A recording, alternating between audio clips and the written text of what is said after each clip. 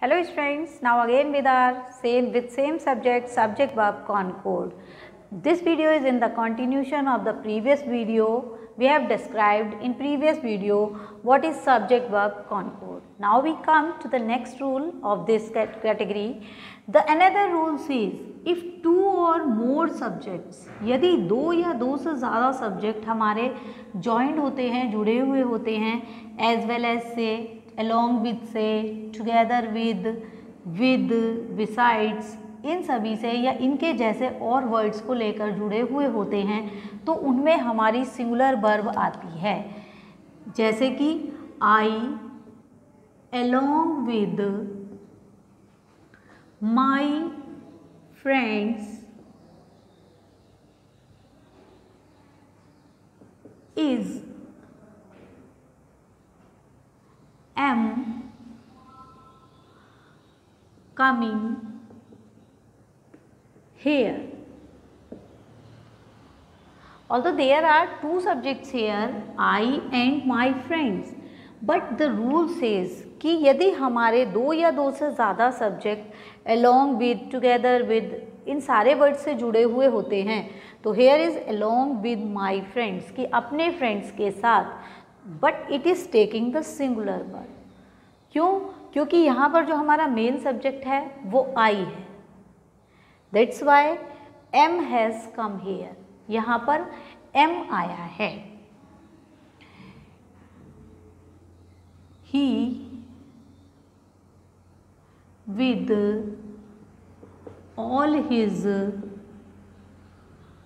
belongings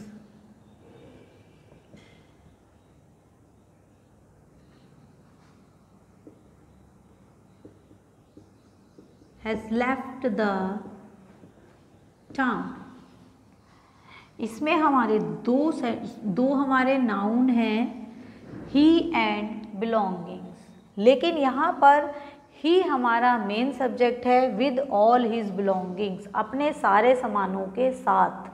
तो यहाँ पर भी with आ गया और with से जुड़ गया तो हमारा जो मेन सब्जेक्ट है वो ही है और ही के अकॉर्डिंग ही यहाँ पर हमारी वर्ब आई है. That's why singular verb has come here.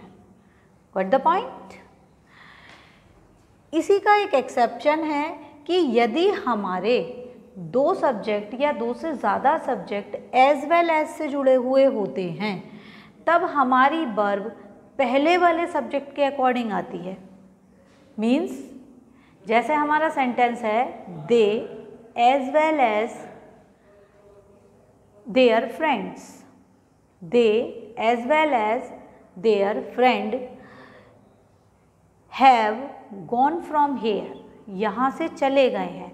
They as well as their friend, they is plural and their friend is singular.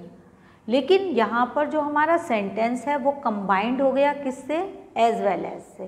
तो जब हमारे दो या दो से ज़्यादा सब्जेक्ट एज वेल एज से कंबाइंड होंगे तो वो पहले वाले सब्जेक्ट के अकॉर्डिंग वर्ब लेंगे. That's why they as well as their friend has left, चले गए हैं.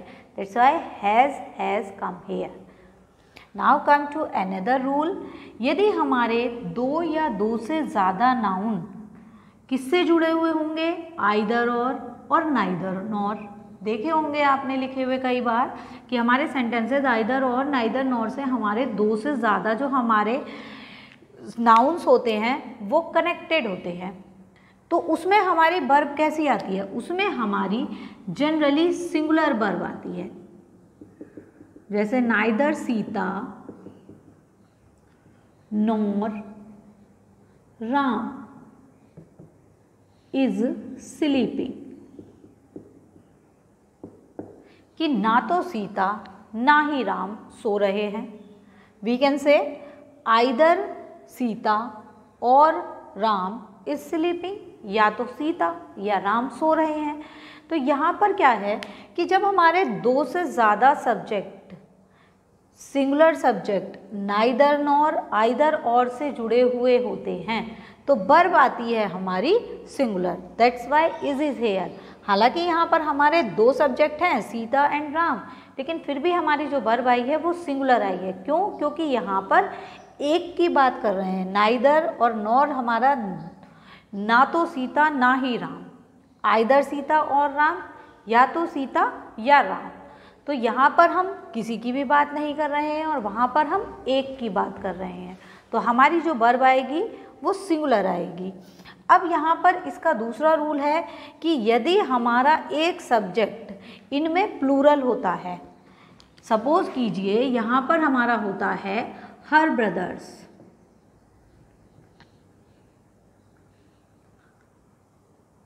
यहाँ पर है हमारा neither Sita nor her brothers. अब एक सब्जेक्ट हमारा सिंगुलर है और दूसरा सब्जेक्ट हमारा कैसा है, दूसरा सब्जेक्ट हमारा प्लूरल है। तो अब क्या होगा, जब हमारा प्लूरल सब्जेक्ट होगा तो वो नियरेस्ट द वर्ब जाएगा। जो प्लूरल सब्जेक्ट है उसे हम वर्ब के पास में रखेंगे, उसे हम यहाँ नहीं रखेंगे।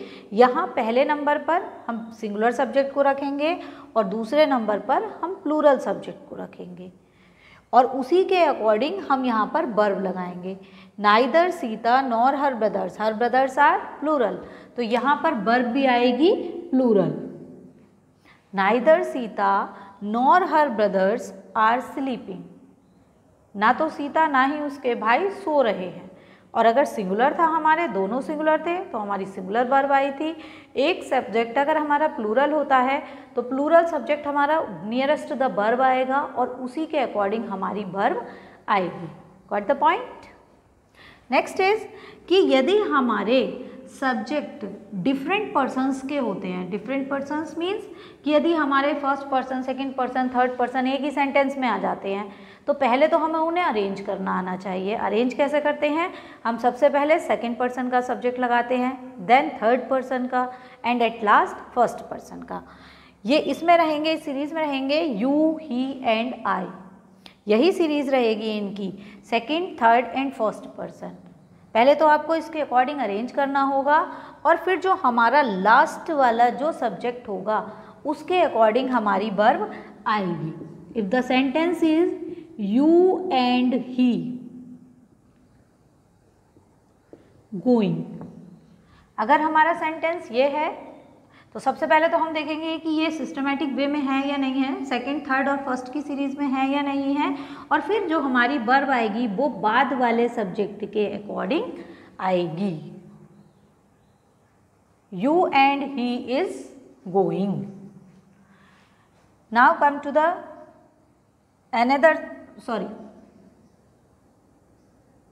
Verb will be plural. Verb जो है वो हमारी आएगी प्लूरल आएगी।